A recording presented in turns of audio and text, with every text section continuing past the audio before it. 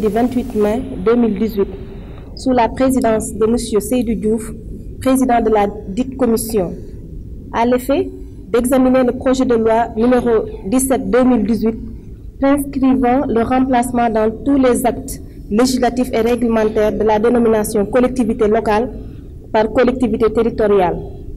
Le gouvernement était représenté par M. Yaya Abdoul Kane, ministre de la Gouvernance territoriale, du développement et de l'aménagement du territoire. En mettant en place l'acte 3 de la le plan Sénégal émergent, il a pensé à l'acte 3 de la décentralisation, dont l'objectif fondamental, c'est de corriger ces incohérences, de promouvoir l'équité territoriale, de renforcer ces collectivités territoriales, parce qu'il a compris également que le développement à la base passe nécessairement par ces entités décentralisées.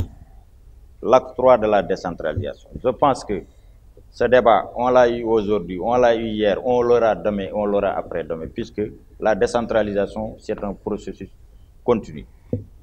Et il y a une histoire. C'est d'abord bien avant la colonisation. Ensuite, il y a eu la première phase, la deuxième phase, et maintenant la troisième phase. Il ne faut pas être nihiliste.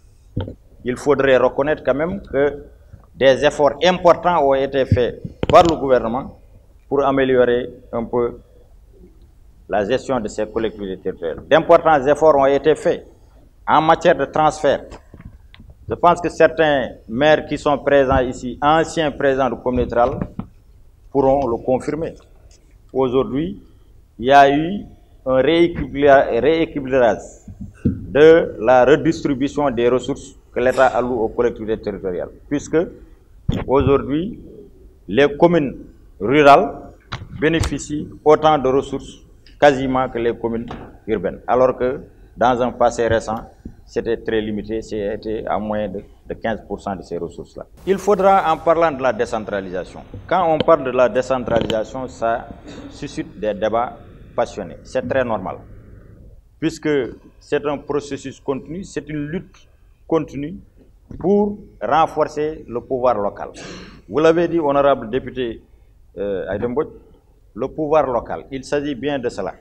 Il faudra trouver les mécanismes pour renforcer ces pouvoirs locaux, pour plus de ressources pour ces collectivités, pour qu'elles soient en même de prendre en charge véritablement la problématique du développement local.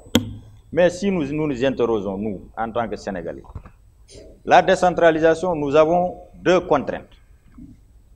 Une contrainte objective et une contrainte subjective.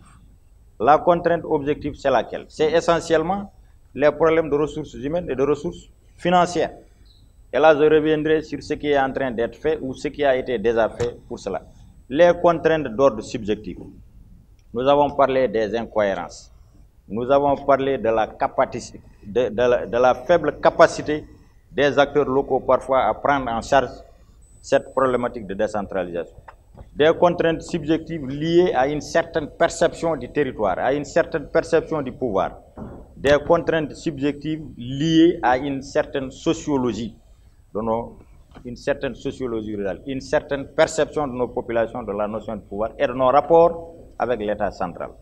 Donc ces contraintes subjectives devront faire, c'est là où j'insisterai sur l'approche inclusive dont certains ont évoqué ici, notamment pour la correction des incohérences territoriales.